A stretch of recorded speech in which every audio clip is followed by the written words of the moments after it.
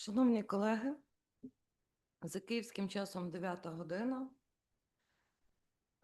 Згідно з постановою Кабінету міністрів України від 12 січня 2022 року номер 44 та затвердженого нею порядку присудження ступеня доктора філософії та скасування рішення разової спеціалізованої вченої ради закладу вищої освіти, наукової установи про присудження ступеня доктора філософії наказом ректора Західноукраїнського національного університету за номером 411 від 26.06.25 року на підставі рішення Вченої ради Західноукраїнського національного університету протокол номер 8 від 26.06.25 року створено спеціалізовану вчену раду ДФ 58 082 075 Західноукраїнського національного університету з правом прийняття до розгляду та проведення разового захисту дисертації Ван Юншуня на здобуття ступеня доктора філософії за спеціальністю 292 міжнародні економічні відносини з галузі знань 29 міжнародні відносини. Згідно з порядком присудження ступеня доктора філософії та скасування рішення разової спеціалізованої вченої ради закладу вищої освіти, наукової установи про присудження ступеня доктора філософії, пункт 27, захист дисертації повинен мати характер відкритої наукової дискусії, в якій зобов'язані взяти участь здобувач, голова та усі члени разової ради. Під час атестації здобувача члени разової ради повинні оцінити науковий рівень його дисертації та наукових публікацій з урахуванням дотримання ним академічної доброчесності. Перевірка на доброчесність дисертації Ван Юншуня виконана з використанням програми Turnitin Similarity. Текст дисертації здобувача за результатами перевірки на наявність академічного плагіату, фабрикування чи фальсифікування не містить запозичень без належного посилання на джерела, що відповідає критерію дотримання здобувачем академічної доброчесності. У разі надходження до закладу звернень інших осіб з оцінкою дисертації, разова рада озвучує їх під час публічного захисту дисертації та з урахуванням результатів їх розгляду приймає відповідне рішення. Такі звернення беруться до розгляду у разі їх надходження не пізніше, ніж за 3 робочі дні до дня захисту дисертації. Хочу повідомити, звернень від інших осіб у встановлені терміни не поступало. Заклад забезпечує трансляцію захисту дисертації в режимі реального часу на офіційному вебсайті ЗУНу, а також відеозапис трансляції захисту дисертації. Після прийняття разовою радою рішення про присудження ступеня доктора філософії, заклад протягом 3 робочих днів оприлюднює рішення разової ради про присудження ступеня доктора філософії та відеозапис трансляції захисту дисертації на офіційному вебсайті ЗУНу з можливістю вільного перегляду. Шановні колеги, заслухайте інформацію про здобувача. Згідно з поданими документами, Ван Юншунь народився 15 березня 1990 року, громадянин Китайської Народної Республіки. Після закінчення у 2017 році Ланчжоуського університету отримав диплом магістра за спеціальністю зарубіжна філософія. У 2021 році вступив до аспірантури Західноукраїнського національного університету за спеціальністю 292 міжнародні економічні відносини.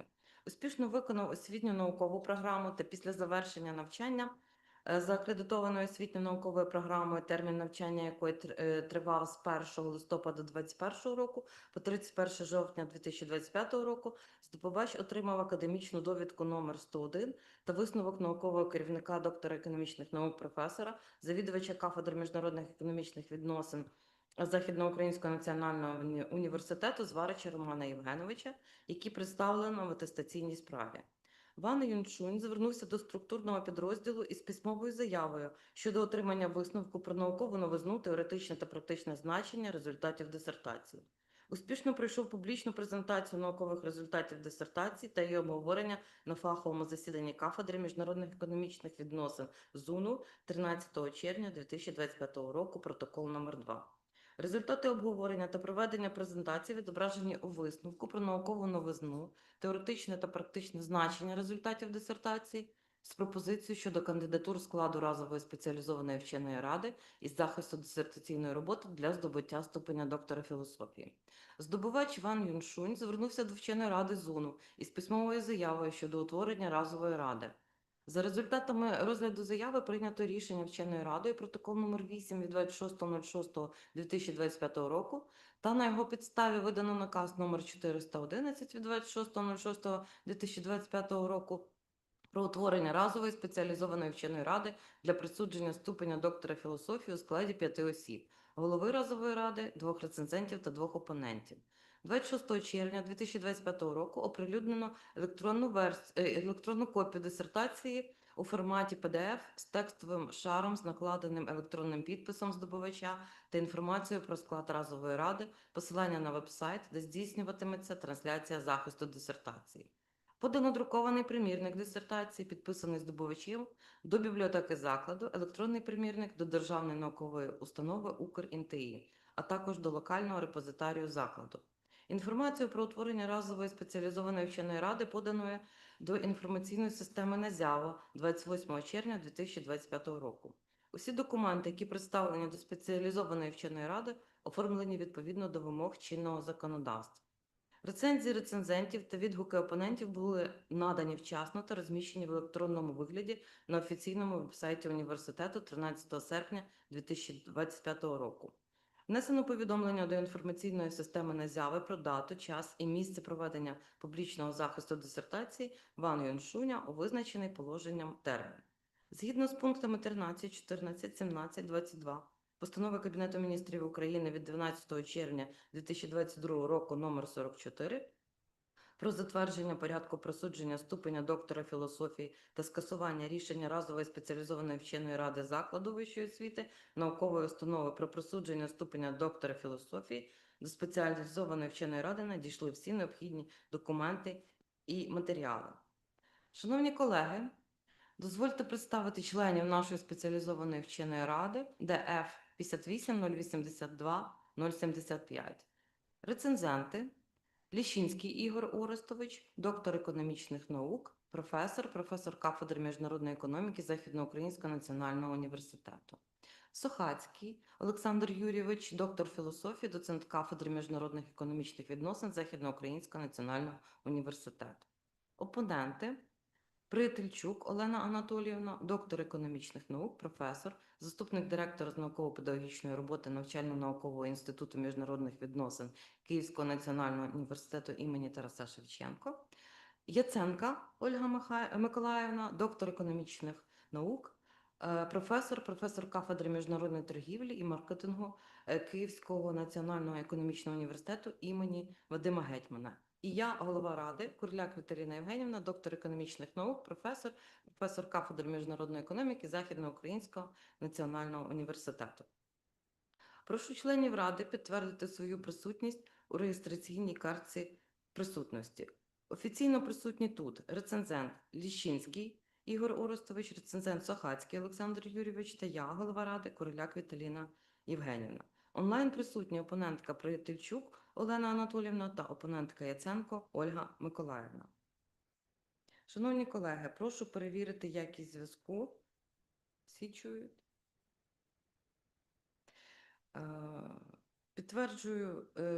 Підтверджуємо свою присутність підписами особисто. Прошу, Ігор Орестович.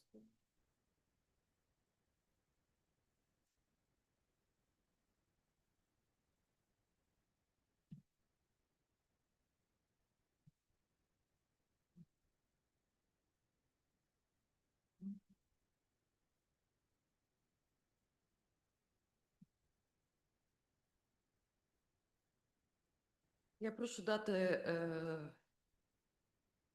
дозвіл офіційної опонентки Приятельчук Олени Анатоліївни підтвердити її присутність підписом голови ради.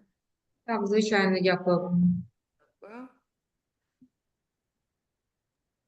І прошу дати дозвіл офіційної опонентки Яценко Ольги Миколаївни підтвердити її присутність підписом голови ради.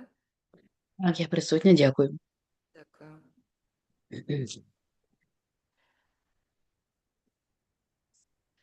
В реєстраційній картці ми вказуємо режим зв'язку Zoom і підпис голови ради. Дякую вам.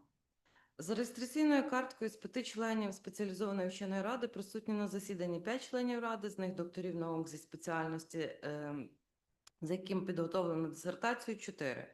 Отже, засідання вченої ради правочинне. Є пропозиція розпочати засідання. Чи є інші пропозиції? Немає. Дякую.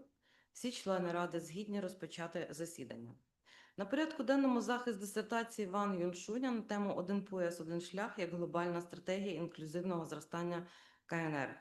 Поданий на здобуття ступеня доктора філософії за спеціальністю 292 міжнародні економічні відносини, галузі знань 29 міжнародні відносини. Чи є інші пропозиції щодо порядку денного? Немає. Оскільки інших пропозицій немає, пропоную проголосувати за затвердження порядку денного підняттям руки. Хто за? Проти немає. Утримались немає. Згідно з порядком присудження ступеня доктора філософії та скасування рішення разової спеціалізованої вченої ради закладу вищої освіти наукової установи про присудження ступеня доктора філософії, засідання ради проводиться англійською мовою. Зі здобувачем погоджена мова захисту англійська. Є заперечення? Немає.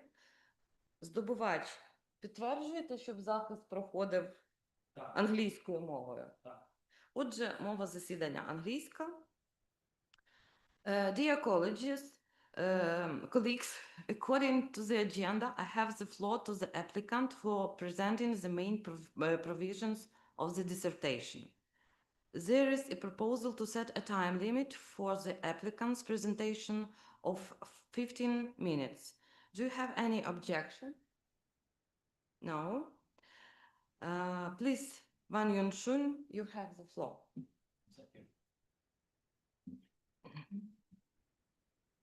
Honorable committee members, distinguished professors and colleagues, good morning.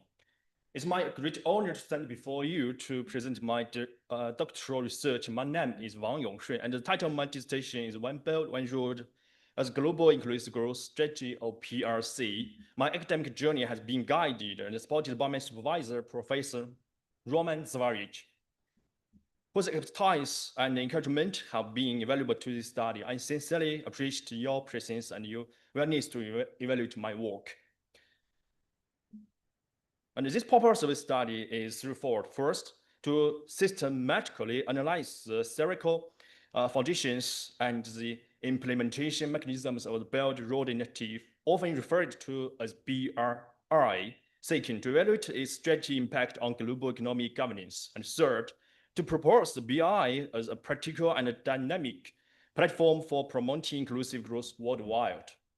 This research is situated at the intersection of international political economy, development theory, and global governance studies. It bridges the gap between theoretical discourse and empirical evidence, demonstrating how a China-led initiative can reshape patterns of international economic relations. Beyond the academic dimension, it aims to offer a timely reflection on the evolving architecture of globalization at a moment of profound transportation and uncertainty.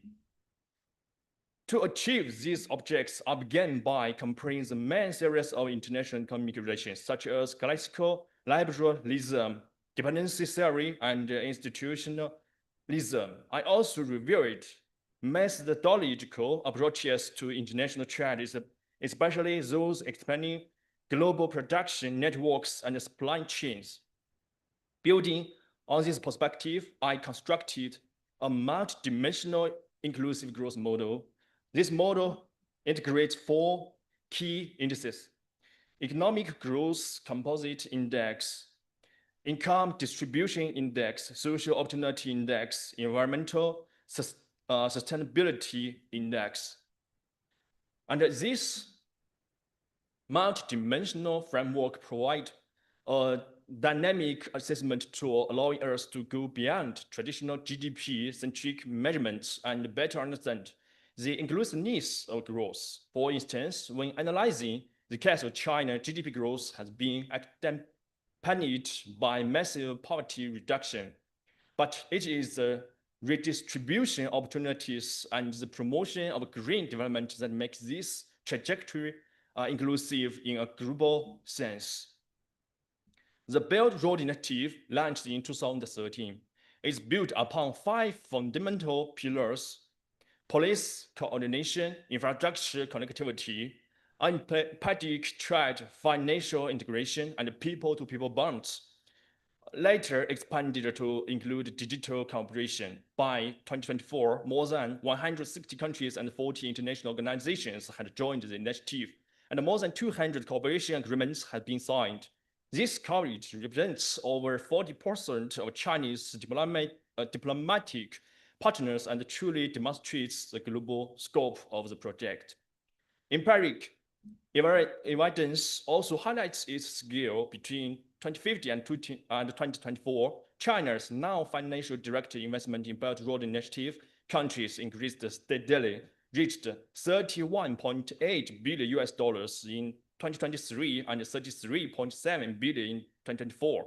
These flows indicate not just the scale of capital allocation, but also the growing confidence of China and its partners in regional economic integration under the BRI framework. Beyond the numbers, BRI has fostered landmark projects such as China to Pakistan Economic Corridor, the railway networks across Central Asia and Eastern Europe, and the deep sea port in Africa and Southeast Asia. These projects symbolize not only infrastructure development, but also a reconfiguration of global connectivity. A central part of my research has been an in-depth examination of China's domestic inclusive growth trajectory. Since 1978, China's GDP has expanded at an unprecedented pace. By more importantly, indicators such as the Human Development Index, the Gini coefficient, and measures of poverty demonstrate a shift toward a more balanced growth path. In particular, the eradication of extreme poverty by 2020 stands as a historical achievement. Nearly 100 million rural residents were lifted out of poverty, and the overall regional poverty problem was resolved. Public services such as education, healthcare, and social security have been significantly equalized across provinces. The ecological dimension has also advanced through green development policies, particularly in general in energy transition and carbon reduction. These experiences are not merely domestic success stories. They provide a development model that is increasingly shared globally through the BRI. For example, China's rural ruralization strategies and poverty reduction methods are now being referenced in development cooperation with Africa and Southeast Asia. By the end of 2024, the Belt and Road Initiative had reached all countries: 41 Asian countries, 52 African countries, 27 European countries, 13 in North America, 10 in South America, and 12 in Oceania. However, the characteristics of cooperation differ significantly across regions. Central Asia emphasizes energy exports and transport corridors, particularly pipelines and railway infrastructure. Southeast Asia highlights regional economic integration and trade facilitation, consistent with Asia's international priorities. Africa is focused on infrastructure development such as railways and power generation, addressing long-standing bottlenecks. Europe, on the other hand, demonstrates cautious participation, especially in Eastern Asia, Eastern Europe, and the Balkans. Ukraine, despite its geopolitical challenges, is analyzed in my dissertation as a case of high potential for cooperation, particularly in transport and agriculture trade. This diversity illustrates that BRI is not a one-size-fits-all model, but rather a flexible framework that adapts to the specific development needs of each region. Nevertheless, success has not come without challenges. My research comprehensively assessed the risks faced by the BRI. These include the serious imbalance of global resources, which creates fragile supply chains, the heterogeneous structures adopted by major economics that create competition with alternative initiatives such as the EU's global getaway of the US-led PGII. The backlash against globalization exacerbated by populism and protectionism governance gaps.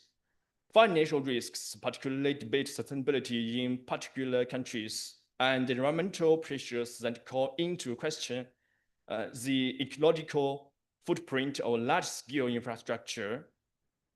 Understanding these risks is essential for making BRI more resilient and sustainable. To address these risks, my dissertation highlights these sets of responsibilities, international, Chinese, and those of partner countries.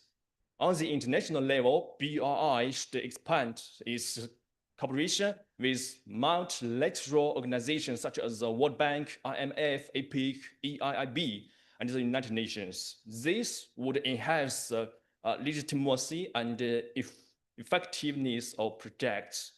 For China, the initial responsibilities include strategic planning, financial innovation, transparent governance, legal framework, and above all, commitment to sustainable and green development. The integration of artificial intelligence and digital technology is also emphasized as it can enhance transparency and efficiency. For partner countries, responsibilities involve aligning national strategies with BRI frameworks, strengthening institutional capacity, investing in infrastructure, and developing regionally complementary industries. By tailoring strategies to specific national conditions, countries can maximize benefits and minimize risks. The Belt Road Initiative is more than infrastructure. It is a strategic platform for global governance reform. My research identifies three core impacts. It provides an alternative institutional framework that challenges the dominance of traditional models. It enhances China's influence in regional governance, particularly in Eurasia and Africa, by linking infrastructure with policy coordination. It offers the global South development-centered governance model, emphasizing consultation, joint construction, and shared benefits. Looking ahead, BRI is sharing a future of inclusive development through four key vectors: promoting equal economic opportunities by expanding infrastructure network, enhancing social inclusive through investments in education, healthcare, and employment, supporting environmental inclusiveness via green projects such as renewable energy and ecology restoration, advancing the digital Silk Road, which bridges the digital divide and unlocks new growth potential for underdeveloped regions. In this way, BRI countries not only into economic development, but also a more balanced, sustainable, and inclusive global order.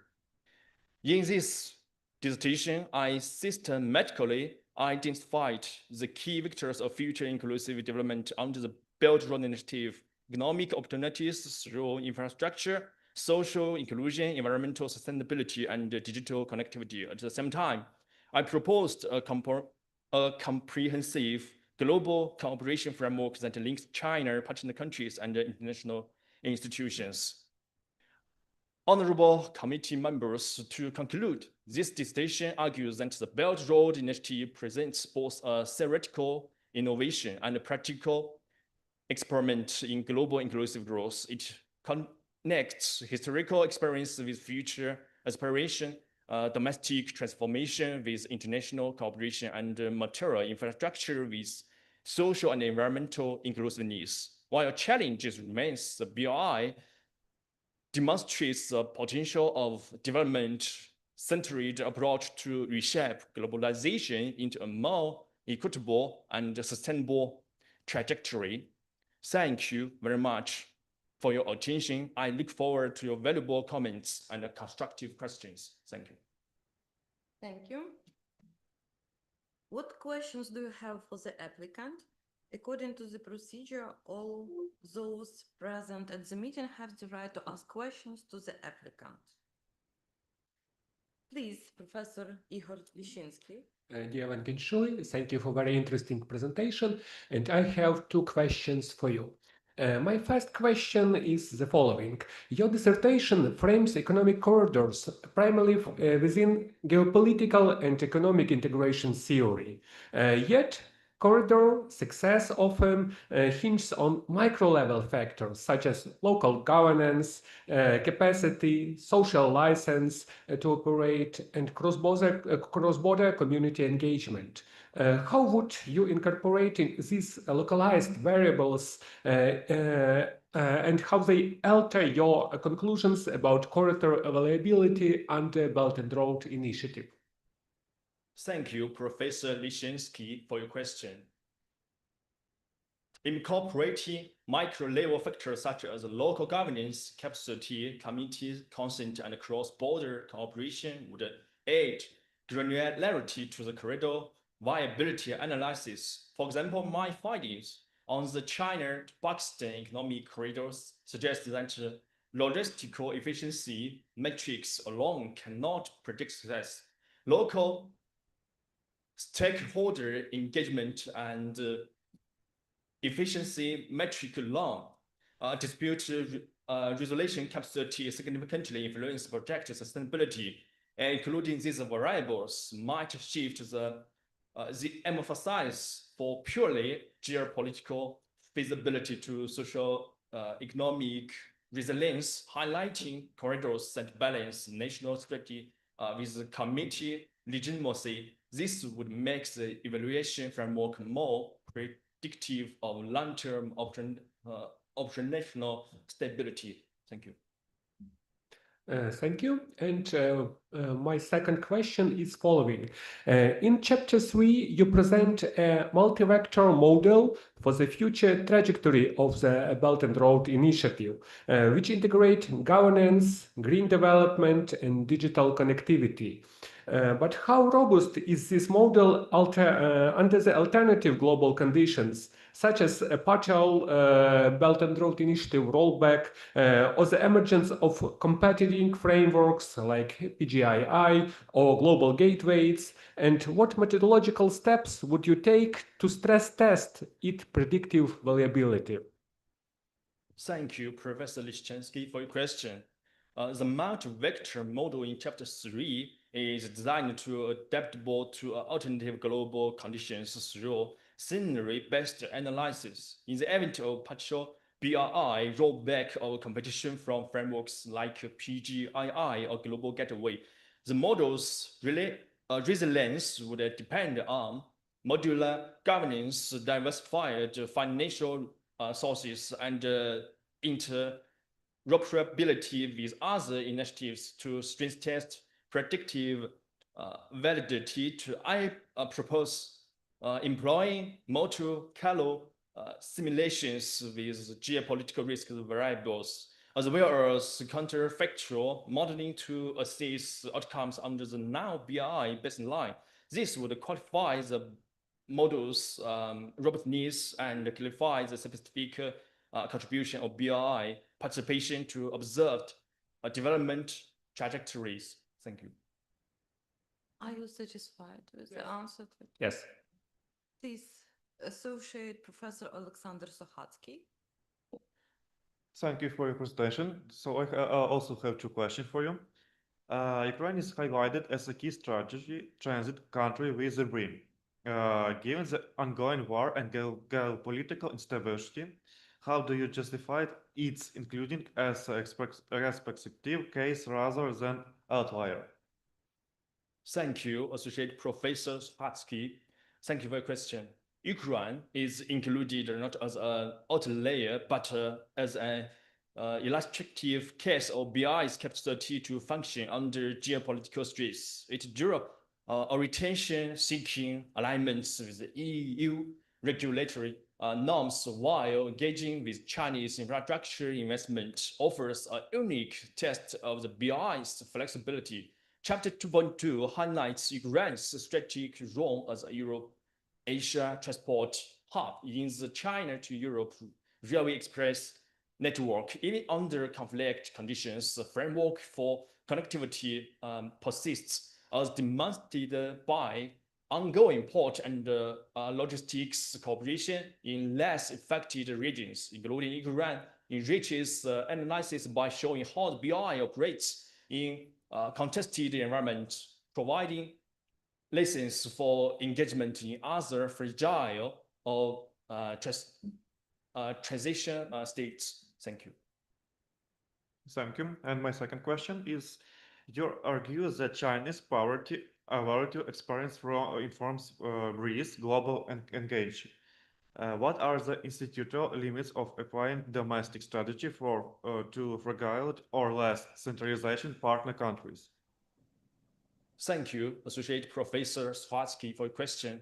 While Chinese poverty alleviation model has informed the BRI's global engagement, institutional limits arise in less centralized in fragile partner countries. My research shows that China's domestic model benefits from a unified governance structure, police continuity, and physical mobilization capacity, which are not always realizable abroad in fragile states. Weak institutions, fragmented authority, and limited public finance constrain police transfer. The BRI can adapt by prioritizing institutional capacity building, fostering community ownership, and leverage multilateral partnerships to mitigate governance deficits. Thus, rather than wholesale transplantation, China's experience showed serve as a flexible template calibrated the recipient country's institutional realities. Thank you. Are you satisfied with the answer to your question? Yes, thank you. Thank you. Please, Professor Olena Priятельчук. Thank you very much. Thank you for your informative report. I actually have two questions and we'll go step by step. So the first one, your dissertation connects the BRI with the inclusive growth framework rooted in endogenous growth theory and human capital theory. Please, could you tell how did you manage to reconcile the top-down nature of BRI planning with the true bottom-up mechanism emphasized in the inclusive development theory? Thank you, Professor Priятельчук, for your question. The BRI's top-down strategic planning is reconciled with inclusive development theory through its multi-level implementation mechanisms, while the Origins framework originates from state-level agreements. The operational phase relies heavily on bottom-up participation from local governments, enterprises, and communities. My dissertation demonstrates that endogenous growth theory, particularly Romer's emphasis on human capital externalities, aligns with BRI's skill transfer and capacity building initiatives. These localized programs such as vocational training centers and SME finance serve as bottom-up drivers that translate micro-level policy into grassroots benefits. Thus, the two approaches are not contradictory but complementary, with the top-down vision providing resources and conditions, and the bottom-up mechanisms ensuring contextual actabilities. Thank you. Thank you. And one more question. Actually, you emphasize the dual inclusion of green and digital infrastructure under the BRI. Yet, green investment and digital sovereignty often conflict. How does China reconcile these tensions when promoting its model abroad, actually? Thank you, Professor Priятельчук. Thank you for your question. The potential tension between green investment and digital sovereignty within the BRI is addressed through China's dual-track approach. On the green side, ecological standard aligned with host country regulations and international frameworks such as the Paris Agreement are increasingly embedded in infrastructure contracts. On the digital side, sovereignty concerns are mitigated by localized data governance and the joint venture technology models, which aim to balance infrastructure interoperability with national control. My dissertation's model suggests that police sequencing is critical. Implementing green standards in parallel with digital governance safeguards ensures that neither priority undermines the other, particularly in sensitive political contexts. Thank you.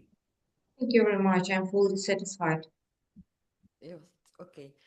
Please, Professor Olga Yatsenko. Thank you. Let me ask two questions as well. First, you attempt to review the debt trap diplomacy narrative using empirical debt data. However, some critics argue Chinese restructuring terms lack transparency. How would you respond to the critic? Thank you, Professor Yatsenko, for your question. To address concerns over transparency in China's debate restructuring terms, I emphasize that the empirical debate data in my dissertation shows a pattern of moderate extensions, interest rate adjustments, and debate for equality swaps rather than asset seizure.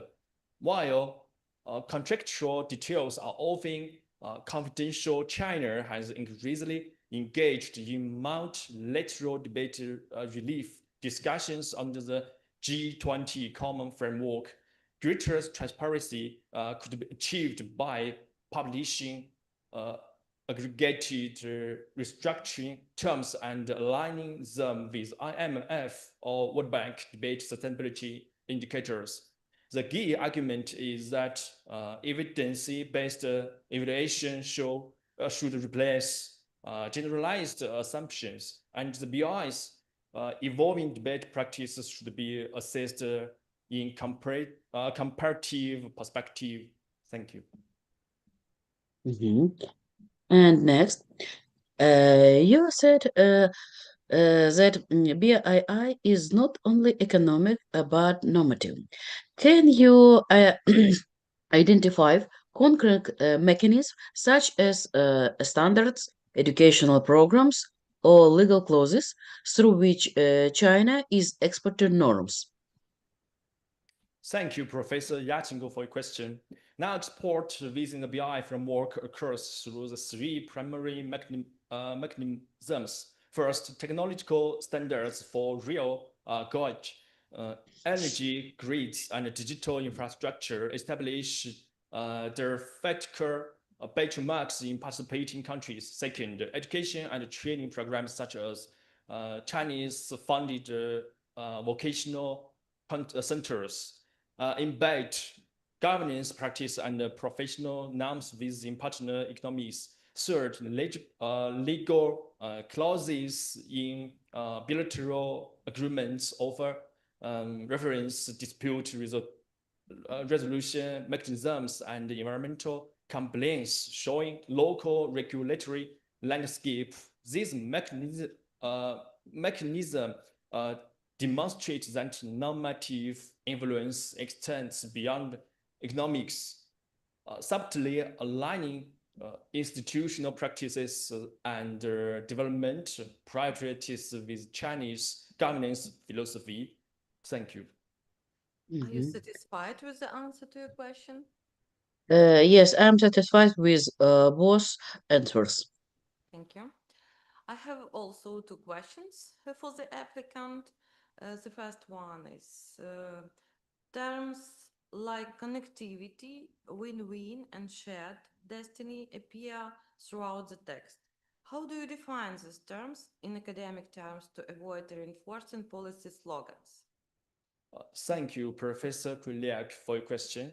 In academic terms, connectivity refers to the multidimensional integration of philosophy, physical infrastructure, institutional framework, and social culture linkage, and reduce transaction costs and facilitate flows of goods, services, and knowledge. Win-win describes Pareto positive outcomes wherein all participating actors realize measurable economic or social benefits without potential losses to others.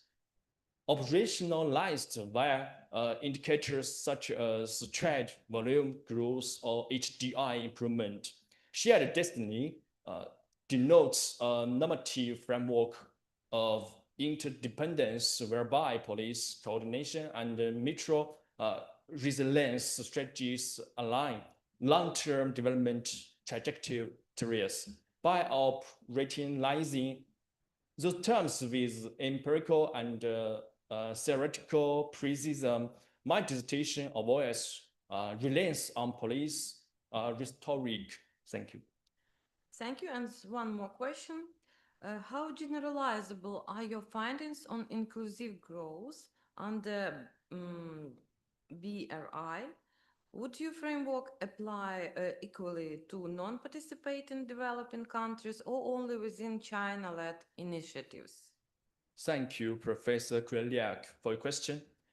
The inclusive growth framework developed in my dissertation is partially generalizable to now BRI contexts, provided that certain preconditions are met, namely access to long-term infrastructure, financial, institutional coordination mechanisms, and human capital investment capacity, while the model's empirical validation drawn on BRI cases is theoretical underpinning in indigenous growth and capability approaches are universal. However, application outside China-led initiatives may require alternative financial sources and governance structures. Thus, the framework is adaptable, but its operationalization depends on the availability of equivalent cooperative mechanisms to those provided under the BRI. Thank you. Thank you. I am satisfied with the answers to my questions. Does the member of the one-time specialized academic council have any other questions for the applicant? No. Thank you for your questions. If you have no questions, let's move on to the next part of our defense, the reviews of the reviewers. The floor is now given to the reviewer, Professor of the Department of International Economics of West Ukrainian National University, Doctor of Economic Science, Professor Ігор Ліщинський. Thank you, Vitalyna Євгенівна. Dear colleagues, first of all, I would like to highlight that the complete version of my review is available on the university website, so I will present only shortly the main conclusions which I made during the reviewing process. So really, Belt and Road Initiative is one of the largest infrastructure project, investment project, which is now happened in the world. That is why Wang Yunshunya qualification thesis, which focused on the theoretical generalization and practical analysis of the One Belt, One Road Initiative, holds really significant scientific and applied value in the context of contemporary global challenges. I would like to highlight that a qualification thesis is characterized by a logical structure, clear formulation of objectives and tasks. Besides, it has sound methodological justification of the approaches to achieving them. The author employs a wide range of general scientific and specialized research methods, including theoretical, historical, and empirical approaches, which collectively ensure a high level of fulfillment of the set of objectives. The scientific results have been recognized through presentations at prestigious academic conferences in Ukraine and abroad, as well as publications in Ukrainian and international academic journals that attest the relevance and quality of the research. The results of qualification theses have theoretical and practical significance and define the scientific novelty of the dissertation, which are detailedly presented in my complete version of the report. The research findings developed also into practical outcomes and recommendations that are utilized in scientific research, educational process, and the institutional environment of the research institutions, and are supported by different certificates of implementation of which are issued by Jinquan Wanda Agricultural Limited Corporation and the Jinquan Vocational and Technical University.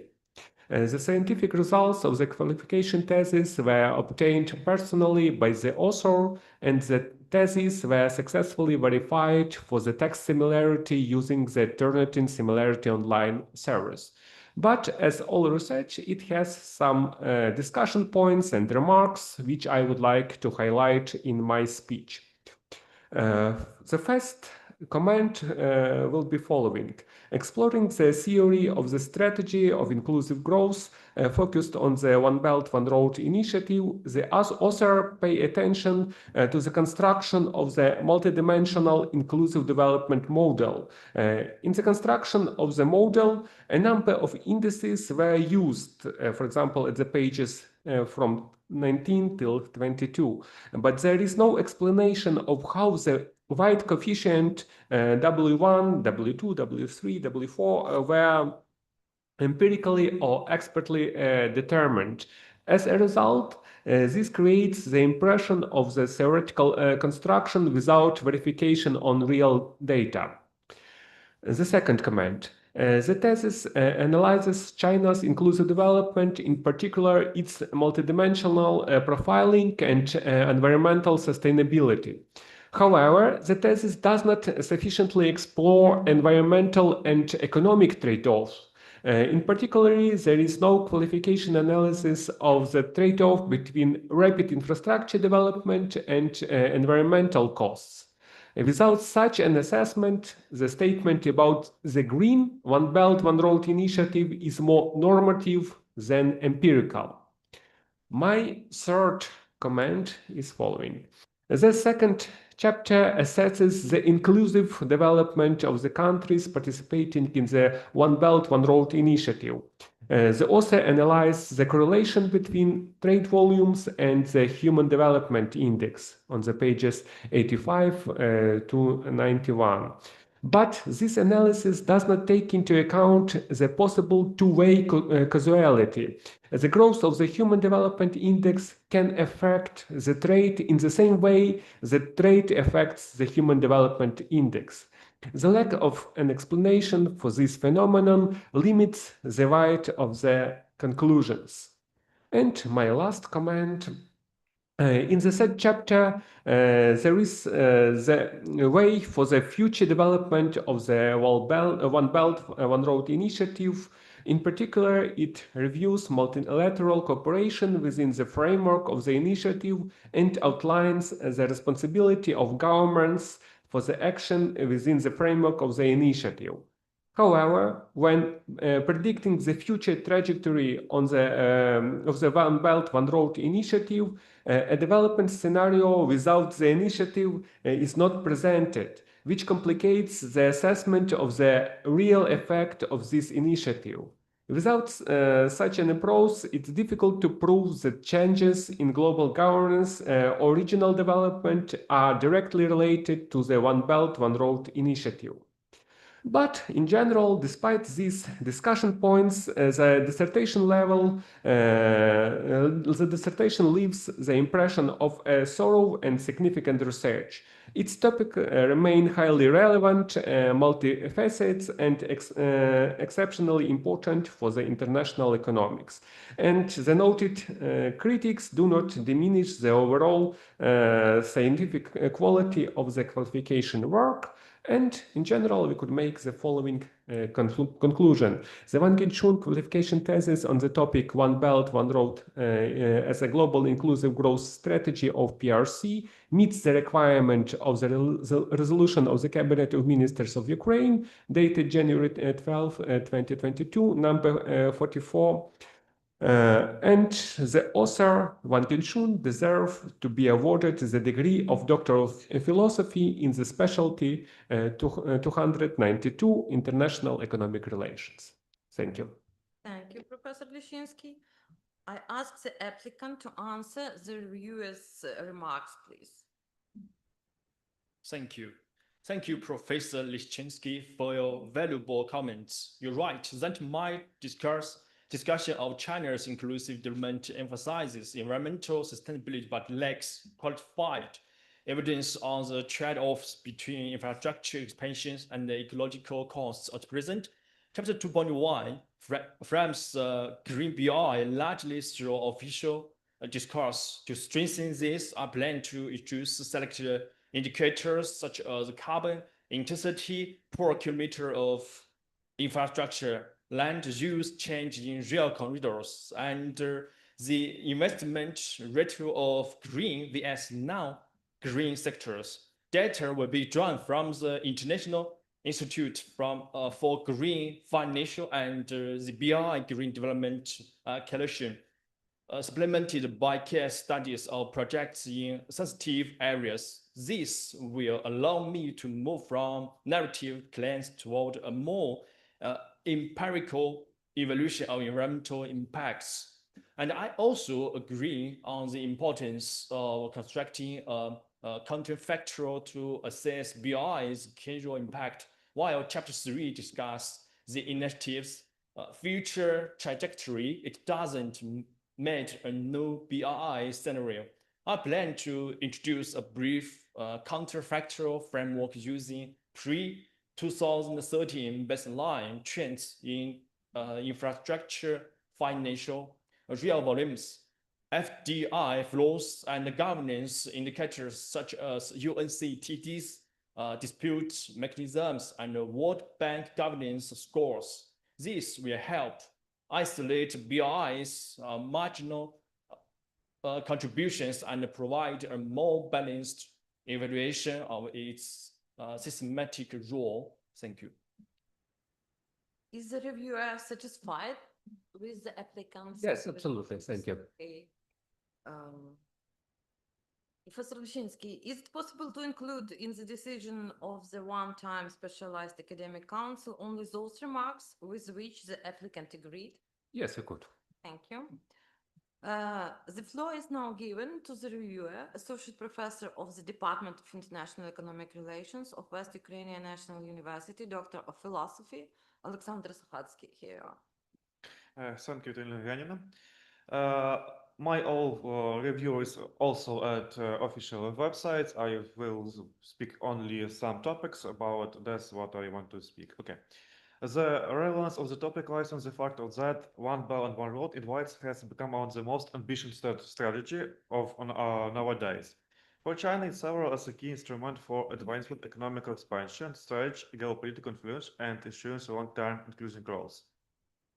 China seeks not only stimulate its own economical, but also stimulates the other economics to feed them.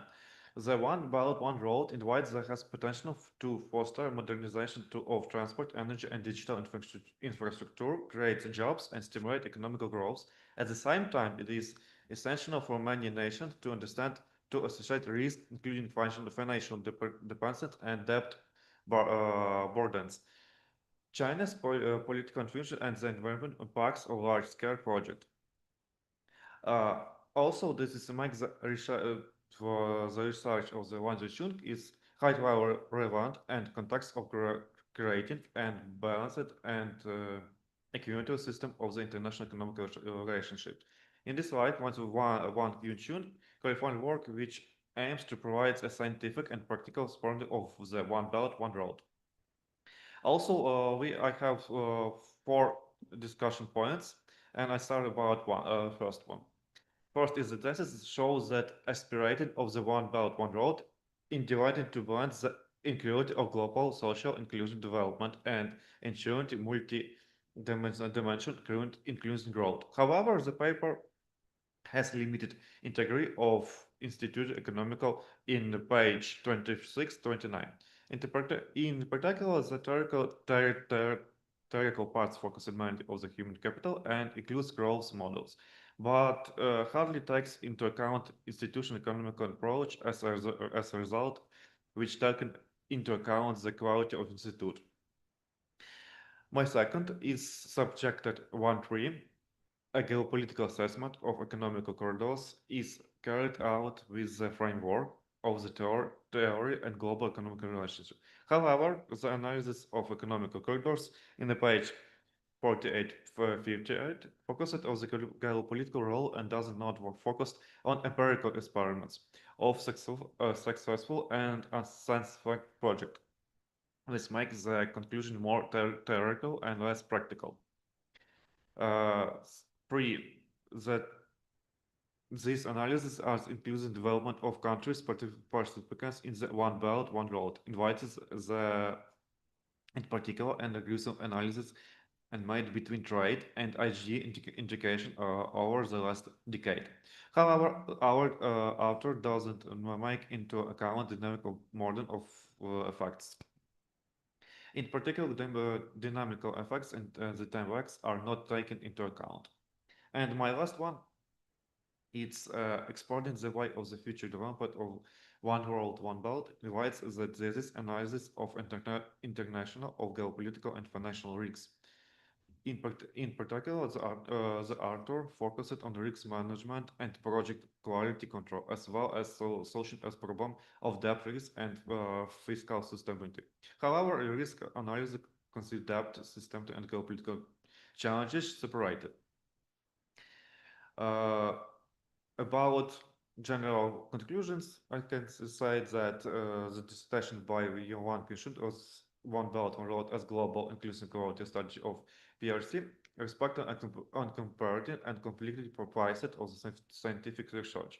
The work conceptualizes about road in white as a multi-factor and infinity model. The horizons Chinese economic development starts in line with contemporary trends and future goals. From both and professional perspective, the discussion full correspondent to specialized 292 international economic relationships with the field acknowledged 92 international relationships in terms of theoretical depth and practical relation of this finding. It worked with all graduate and doctoral PhD. Thank you.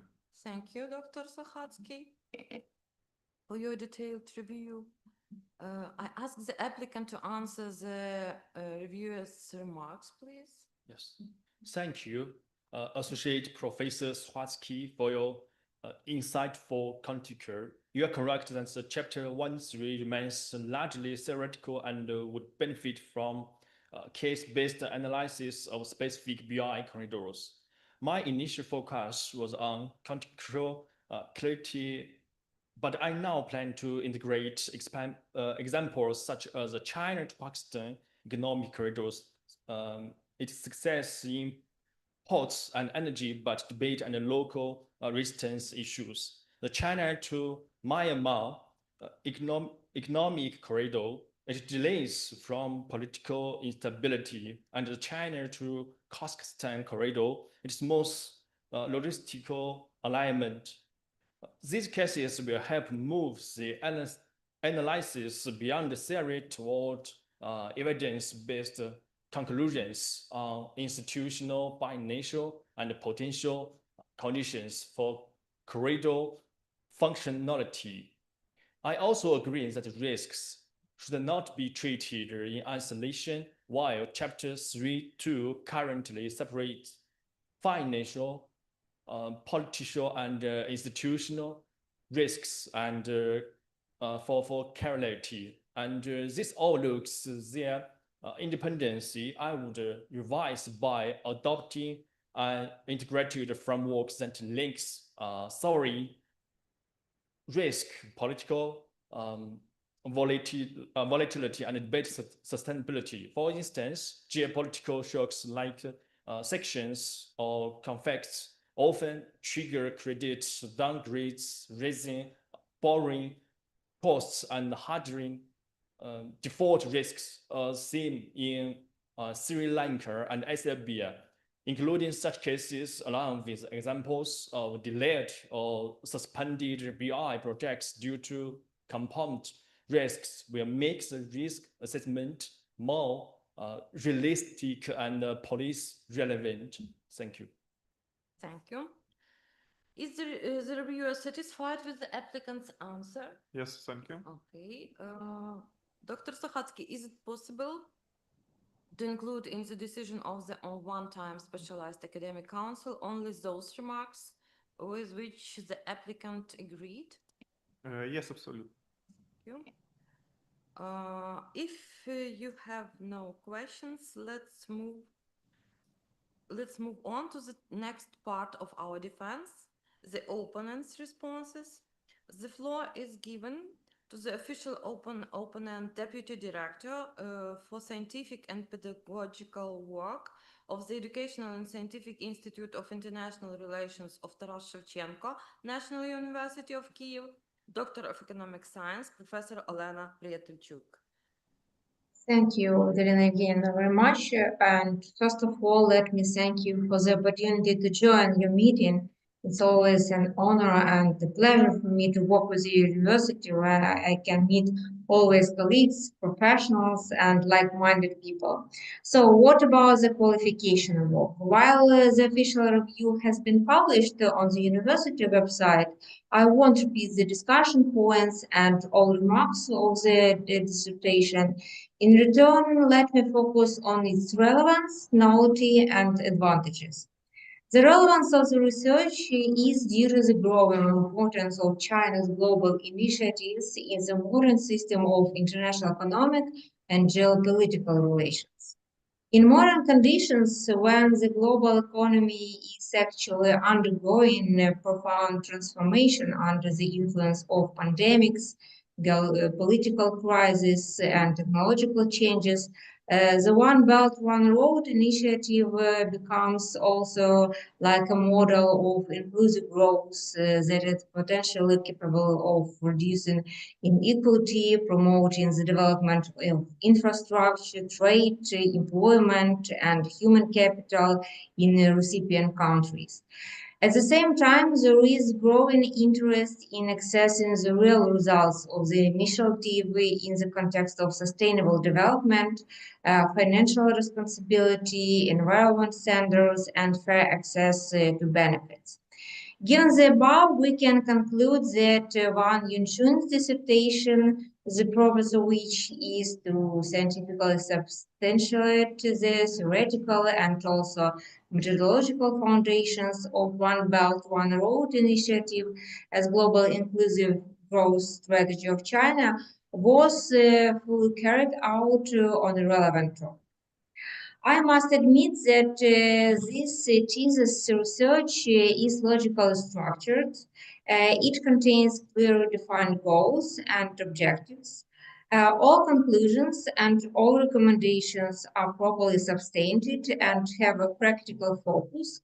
And the author actually used a diverse arsenal of general scientific and some special methods of research. It really contains a lot of inherent theses, ideas, and models. The results define the scientific novelty of the dissertation, and what I want to know the most is actually unique author's model of inclusive development of China. It's also research in the field of understanding of inclusive growth in conditions of uncertainty. is development of geopolitical foundation of economic corridors by analyzing them as channels of transnational communication and strategic cooperation, and surely many others. In addition, the results of theoretical research which were presented in the form of publication and many times speeches at scientific conferences, this work also has practical significance, and it is evidenced by the available certificates of conduct and some positive feedbacks from key stakeholders. It's obvious that this work is actually now in trend, and the completeness and the quality of the conducted research, the deep testing of its result indicate a high level of theoretical knowledge acquired by the applicant and his relevant skills, abilities, and competence, which are necessary and sufficient for him and for all applicants for the degree of PhD. I would like also to thank the scientific supervisor, Professor Roman Svarich, separately.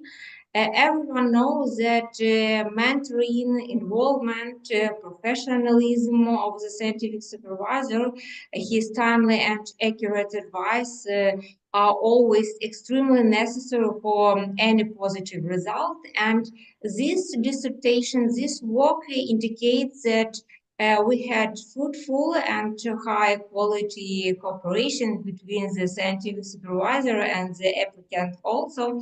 So I wish you both strength and inspiration for further scientific achievements. So now let's go to the official conclusion. In general, the Wang Yunshu's thesis research on the topic One Belt, One Road as global inclusive growth strategy of China meets all requirements of the Cabinet of the Ministers Resolution number 44, dated on 12th of January 2022, in terms of content, substantial of scientific provisions and recommendations, and level of scientific knowledge. And I think that the author, Wang Yunshun, deserves to be awarded the degree of Doctor of Philosophy in the field of the study 29 International Relations on the specialty at 292 International Economic Relations. Thank you for your attention.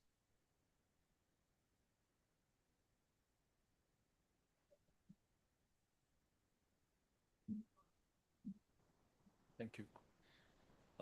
Thank you, Professor Pliadelichuk, for your constructive comments. I agree that Chapter 2.1 mentions the environmental dimension but lacks sectoral granularity. My original aim was to show its integration into international strategies, but I now see the need for a sector-based approach. I plan to aid analysis of renewable and emissions reduction in the energy sector, green logistics, and electric mobility in transport, and ecological restoration standards in mining.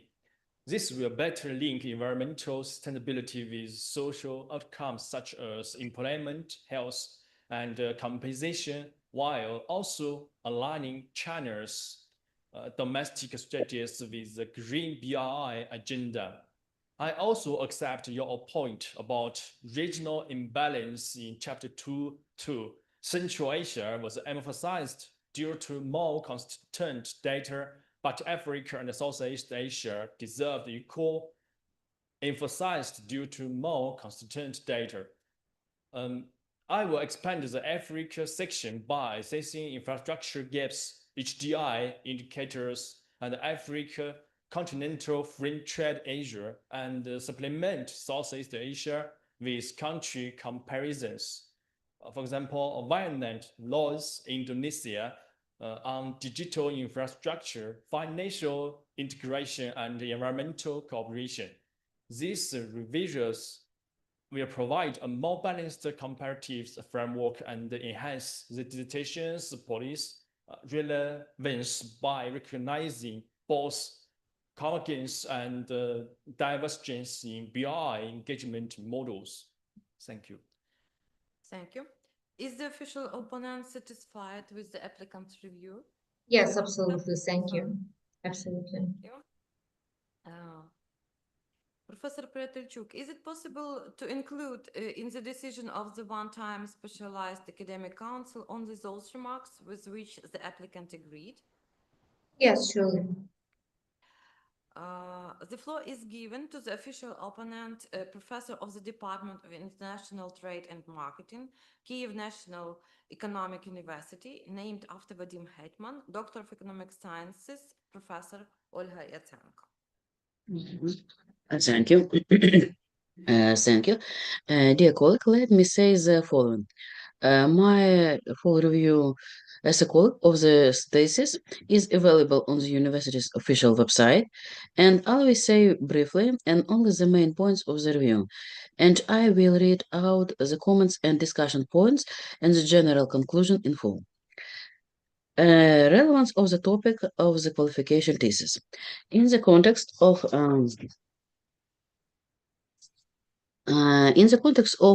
profound transformation of the world order, the topic of this study, which considered the One Belt, One Road initiative as a strategy for global inclusive growth, acquires both theoretical and practical significance. Growing inequality in the level of well-being both between and within countries has become a key challenge to global sustainability. Global supply chain, long considered efficient and reliable, how proven vulnerable and unstable in the face of pandemic, geopolitical conflicts, and climate shocks. In the whole, the review at work is relevant, timely, and worthy of attention. The degree candidate has theoretical knowledge, methodological tools, and empirical evidence. Wang Yunshunya has acquired the necessary competencies in the specialty and has achieved program results in accordance with the requirements for the degree of a Doctor of Philosophy in Specialty 292 International Economic Relations. Scientific provisions, conclusions, and recommendations have been published in scientific journals and tested at numerous scientific conferences. The scientific provisions, conclusions, and recommendations formulated in the dissertation are well-founded. The dissertation uses a variety of general scientific and special research methods. There are no violations of academic integrity in this thesis. And now about discussion points and remarks of the dissertation. Wang Yunshunya's qualification thesis is carried out on the sufficiently scientific level, but there are some remarks that can be made as a base for discussion during the defense. First, the author successfully positioned of the One Belt, One Road initiative within the framework of a global politic of inclusive development, pages 21-23, and argues that the One Belt, One Road initiative is consistent with a sustainable development goal, but empirical and comparative data only partially support this. In addition, the author used a vague definition of the term sustainable development, page 122-142. The term is used frequently, but without specific qualifiers. Second, the thesis analyzed the challenges of African infrastructure development and the benefits of European countries' participation in the One Belt, One Road initiative, page 95-98. But the analysis of Southeast Asia remains largely descriptive, and key comparative indicators, such as infrastructure density, the ratio of investment to output, are missing. Next, the author justifies the creation of a mechanism for localization and benefits sharing, page 147, 148. And the mechanisms of local benefits are not sufficiently defined. Thus, the justification of localization requires the use of more specific political channel or clearer mapping of stakeholders. And the last, the thesis justifies the factor of cooperation that promotes sustainable and inclusive growth, as well as the responsibility of Chinese government and member states in the framework of Action One Belt, One Road initiative, pages 152, 154. However, the idea of reproduction of the Chinese education and employment model is discussed without taking into account the institutional differences between the participants of the One Belt, One Road initiative. The mentioned remarks indicate some controversial aspects of research. However, they generally reflect the relevance, complexity, and multifaceted nature of the chosen topic. It's particularly significant and don't significantly affects the quality characteristic of the qualification thesis. And general conclusion and evaluation of the qualification thesis.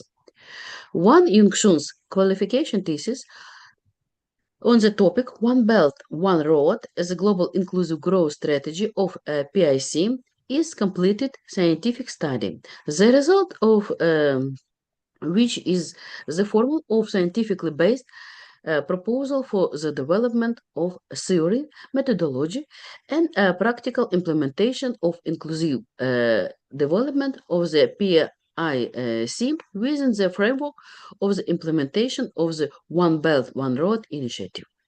In terms of content and professional oriented, the qualification thesis correspond to the specialty 192 International Economic Relation in the field of knowledge, 29 International Relations. And in terms of quality and level of theoretical and practical developments, it meets the requirements for a PhD thesis. In general, the Wang Yunshun's qualification thesis, one of the topic, One Belt, One Road, as a goal-inclusive growth strategy of PIC, meets the requirements of the resolution of the Cabinet of Ministers of Ukraine, dated January 12, 2022, number 44, once the approval of the procedure for awarding the degree of Doctor of Philosophy and the cancellation of the decision of a one-time specialized academic council of a higher education institution, research institution, or awarding the degree of Doctor of Philosophy. In terms of concept, substantiation of scientific provisions and recommendation and level of scientific novelty. The author, Wang Yunshun, deserved to be awarded the degree of Doctor of Philosophy in the specialty 292 International Economic Relations. Thank you, Professor Yatsenko, for your systematic approach to the dissertation, to the analysis of the dissertation. Please, I ask the applicant to answer to the remarks of the official opponent. Thank you, Professor Yatsenko, for your detailed feedback. I agree that the alignment between the BI and the SDGs requires clearer definitions and stronger empirical gradients. In the current draft, sustainable development is used broadly without a constant operational definition. I will address this by framing it explicitly within the three-pillar SDG model: environmental, such as carbon intensity, renewable share, ecological restoration, and social, such as education, healthcare, labor inclusion, and economic, such as inclusive GDP growth, SME, participation, debate, sustainability. I will also integrate comparative data from UNESCP, the World Bank, and the country level dashboards to better distinguish where BI supports specific SDG target and where evidence remains weak. This will shift my analysis from narrative consistency to evidence-based validation. I also accept that the Southeast Asia section in Chapter 2 lacks quantitative data compared with Asia and Europe. To correct this imbalance, I will integrate comparable indicators such as infrastructure density, FDI influence by sector, investment, output efficiency, and PPP levels. Using data from ADB and Asia reports, this will help capture sub-regional diversity. For example, Vietnam's export lead model versus Laos debate financial real projects while ensuring greater comparability across regions. This reverse will enhance both the empirical rigor and the balance of the regional analysis. Thank you. Thank you. Is the official opponent satisfied with the applicant's answer?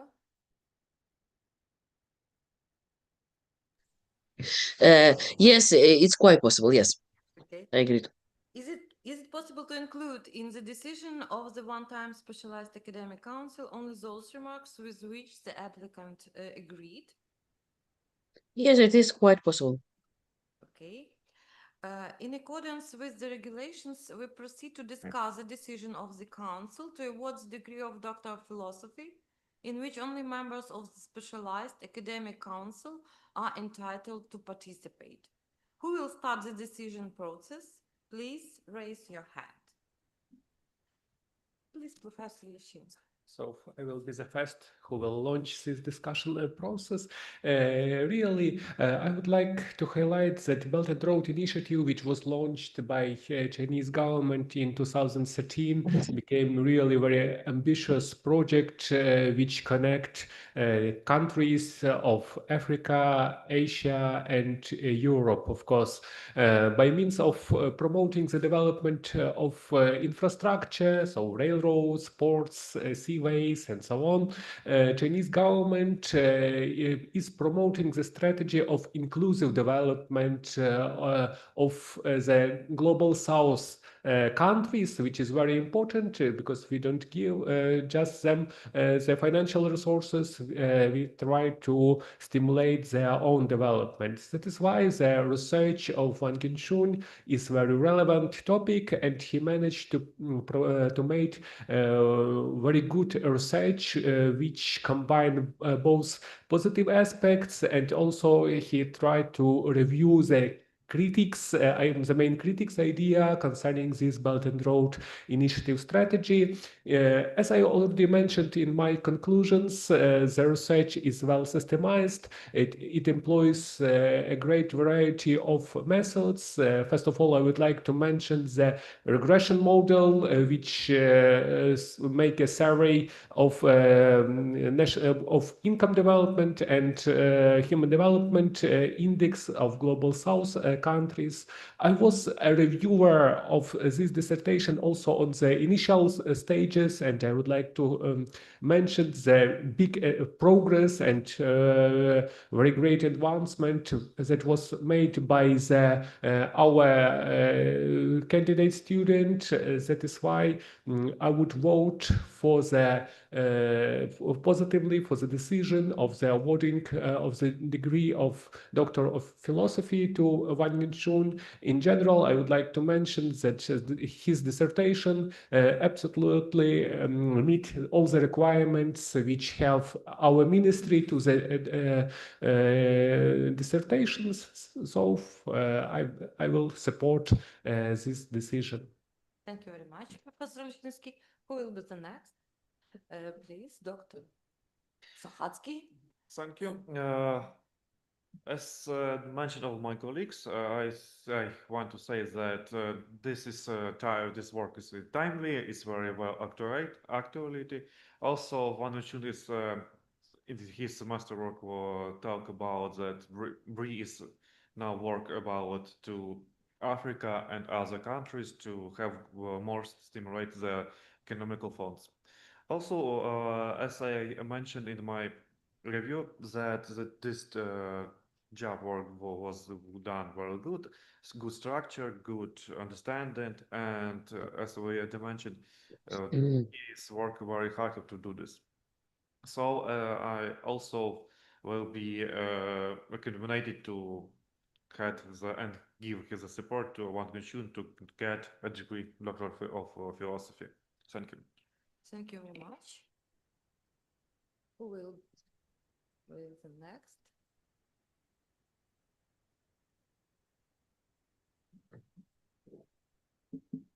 Maybe Professor Yatsenko?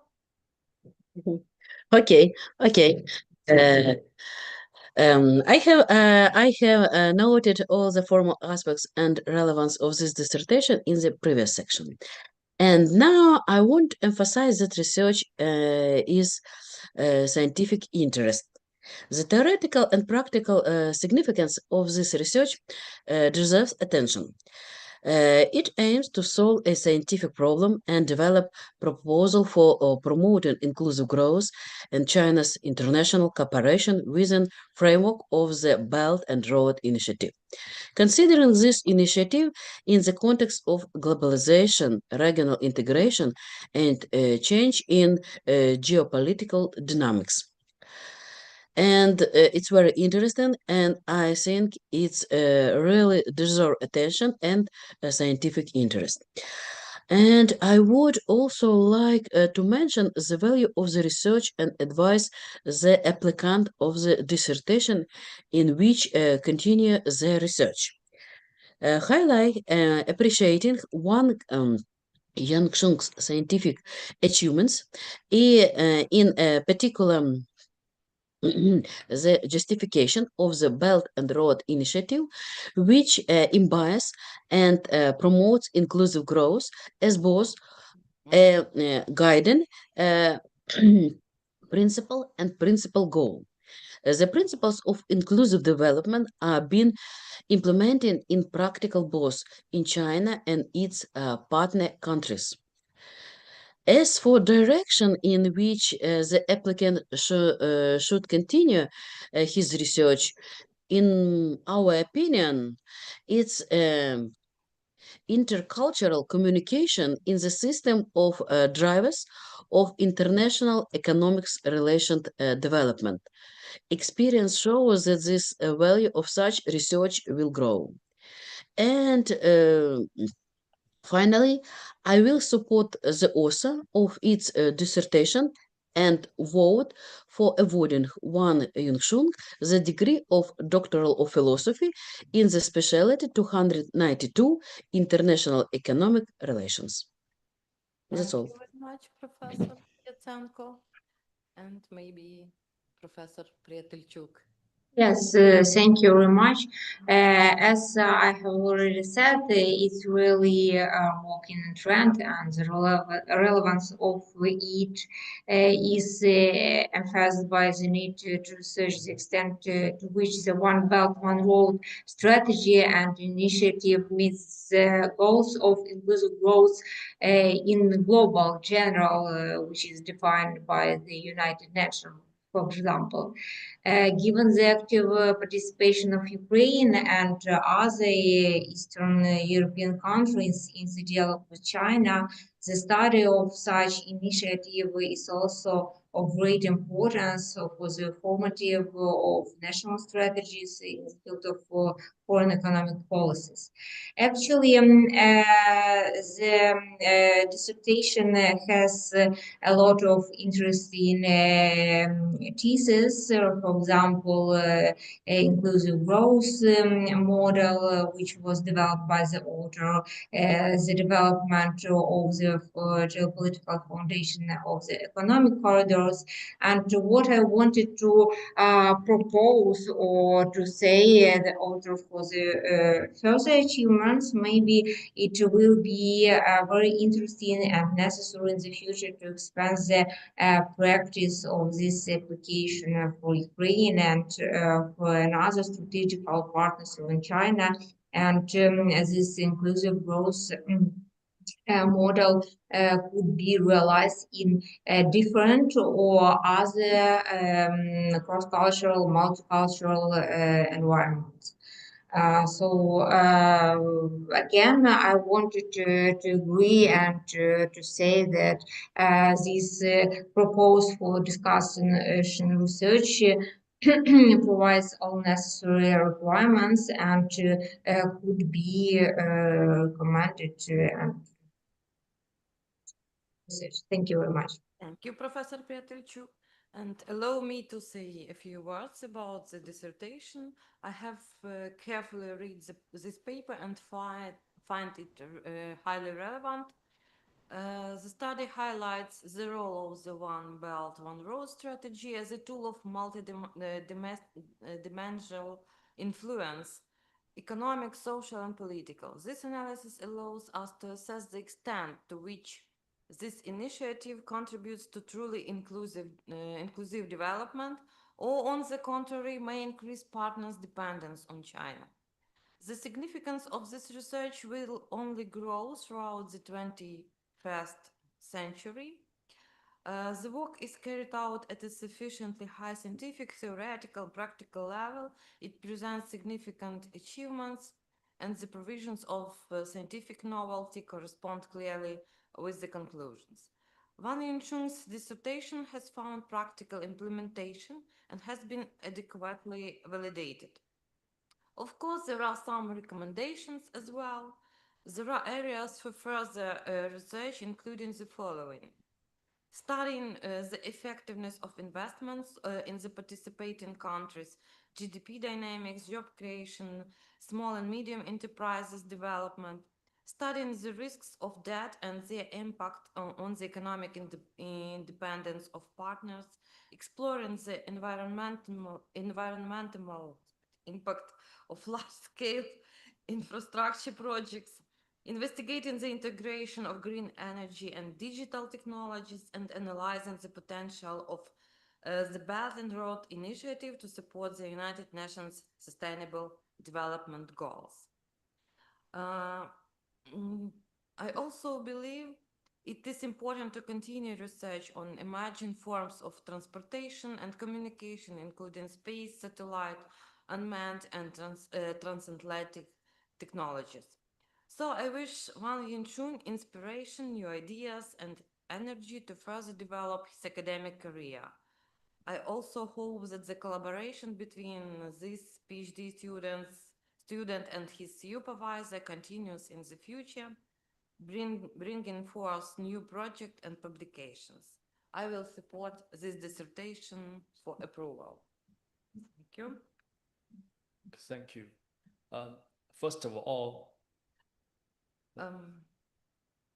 Thus, just a moment, we can finalize the discussion solution and take it as a basis.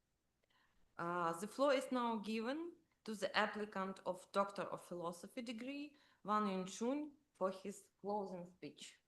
oh, thank you. First of all, I would like to express my sincere gratitude to the rector, Professor Oksana Deshchatnyuk, and Vice Rector Mykola Davak for the opportunities to defend my dissertation at West Ukrainian National University. I would like to thank my scientific supervisor, Professor Roman Zvarich, for all his help guidance and invaluable support and Department of International Economic Relations. And head of the one-time specialized academic council, Professor Vitalia Kuliak, for her support and constructive advice to my opponents, Professor Alina Pliadelichuk, and Professor Olha Yachenko for their helpful comments and recommendations. To the reverse, Professor Igor Lishchinsky and Associate Professor Alexander Sohatsky for their detailed analysis of the dissertation and constructive criticism. Head of the professional seminar, Associate Professor Tatiana Pachinska, for her support and assistance. Manager of specialized academic councils for the defense of dissertations, Olena Stolovich, for assistance in preparing all necessary documentation. Finally, my special thanks goes to my family for their faith in me, support and love. Thanks again.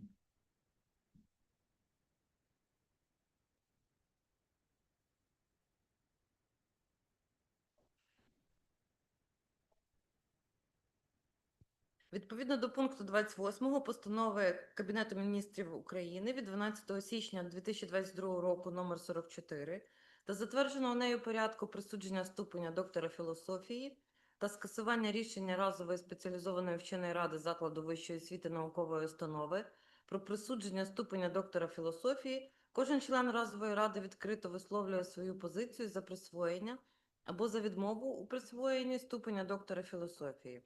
Рада приймає рішення щодо присудження ступеня доктора філософії Ван Юншуню шляхом відкритого голосування.